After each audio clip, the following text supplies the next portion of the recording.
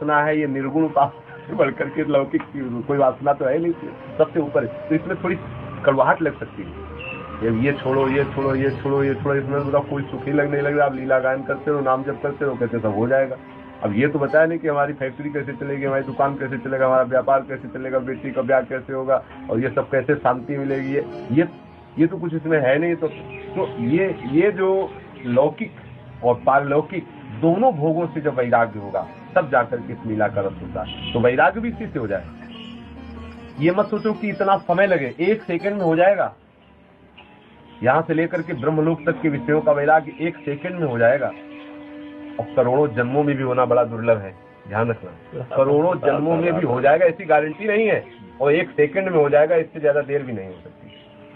बस ये समझ, प्रियाजू का जो करुणा का स्वरूप है वो 1 सेकंड में आपके चित्त को खींच ले। जब लालजू के चित्त को खींच लेगा तो आप क्या है, अति नागरी वृष भानु किशोरी सुन दूतिका चपल मृग नैनी आकर सत चितवत चित गोरी आकर सत चितवत चित गोरी अति नागरी वृष भानु किशोरी।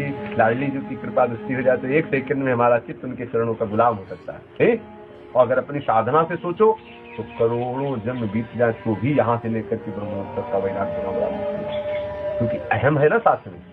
अहम तो गलित तभी होगा। अब प्रियाजू की करुणा से जाए तो आप रो के क्या कहोगे? यही तो कहोगे भैया आपने कोई साधन नहीं किया, हमें जो कुछ मिला वो सब कृपा से मिला, नहीं कहोगे? अब आपको अगर आपसे पूछा जाए कि ये सुख आपको प्राप्त हो रहा है तो आप क्या कहोगे? आंसू आ जाएगा, आप कहोगे भैया हमारे साधन हम कोई साधन नहीं करते, हमें तो सिर्फ लालजी जी की कृपा ही मुझे ये सब कुछ प्रदान कर नहीं है।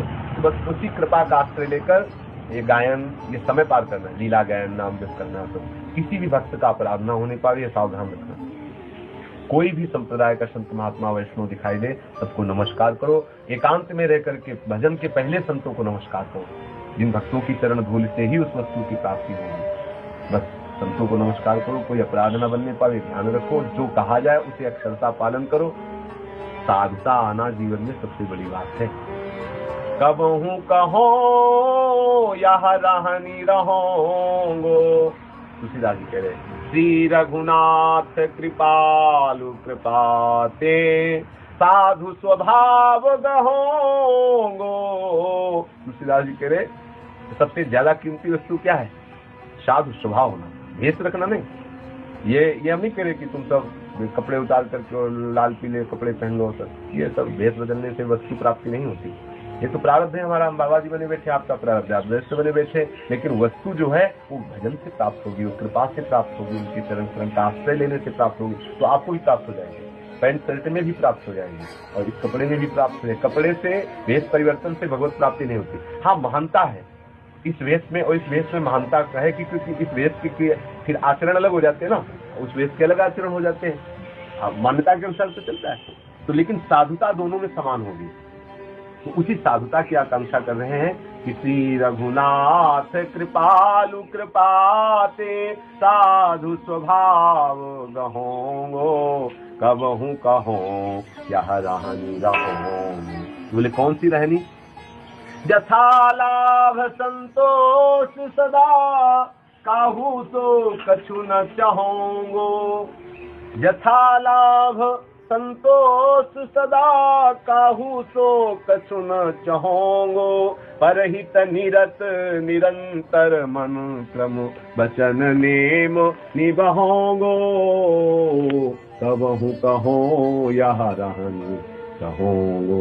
प्रारब्ध अनुसार जो लाभ या हानि हो उसी में हम संतोष करें। प्रारब्ध के अनुसार जो हमको प्राप्त हो रहा है उसमें संतोष, किसी से कुछ हम मांगेंगे। जो लाभ हमें प्रारब्ध के अनुसार हो रहा है उसी से हम सह जाएंगे। यदि प्रारब्ध के अनुसार हानि भी आ रही तो भी हमसे सह जाएंगे। हम किसी से सहयोग की याचना नहीं करेंगे, हम किसी से लाभ के लिए प्रयास नहीं करेंगे। बिना प्रयास के जो आपको प्राप्त हो रहा है उसी में संतोष करना। यथा लाभ संतोष सदा काहू सो कछु न चाहोगो। और परहित निरत निरंतर मन क्रम वचन ने मनि बहोगो। मन से वचन से कर्म से मैं दूसरों का हित करने वाला ही निरंतर अंतर रहित। इसीलिए संतों को कहा गया है कि संत जो है परहित, दूसरों के लिए ही उनका शरीर होता है, दूसरों के लिए ही उनका मन होता है, दूसरों के लिए ही उनका सब कुछ होता है। संतों को तो साक्षात परहित की मूर्ति समझो। परहित के कारण साधुन धरा शरीर, दूसरों के हित के लिए ही उन्होंने शरीर धारण किया है। तो साधु स्वभाव का मतलब क्या है? मन से, वचन से, कर्म से निरंतर दूसरे के हित का चिंतन करते रहना। फिर आगे की लाइन है, परुख बचन सुनी, परुख बचन अति दुसहा श्रवण सुनी, तेहि पावक न दहोंगो। बहुत बड़ी वजन की बात है कि कठोर वचन, अति कड़वे वचन सुन करके भी उससे जो हृदय में जलन होती है, उस जलन से न जलूंगा। परुख बचन अति दुसहा, जो असहनीय है, ऐसे कड़वे वचन बोल रहा है, ऐसे गाली बोल रहा है, ऐसे अपमानजनक वार्ता बोल रहा है। परुख बचन अति दुसहा श्रवण सुनी, तेहि पावक न दहोंगो। उस जो अग्नि प्रकट होती ना अंदर प्रतिकूलता की, क्रोध आता है ना, उस पावक से हम अपने हृदय को नहीं जलाएंगे। कैसे हटोगे? कैसे हटोगे?